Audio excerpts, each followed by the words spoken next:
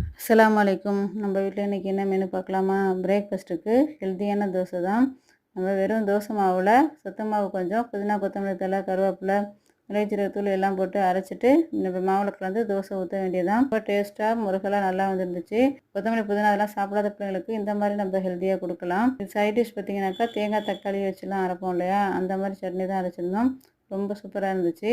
அடுத்தது லஞ்சுக்கு பார்த்திங்கன்னா இன்றைக்கி நம்ம வீட்டுக்கு கெஸ்ட்லாம் வந்திருக்காங்க அன்றைக்கி, அதனால் ஸ்பெஷல் மெனு தான். உளுந்து சோறு ஆக்கியிருந்தோம், தேங்காய் பால் ஊற்றிட்டு அதோட மீன் குழம்பு வச்சுட்டு மீன் வறுவல் செஞ்சுருந்தோம்.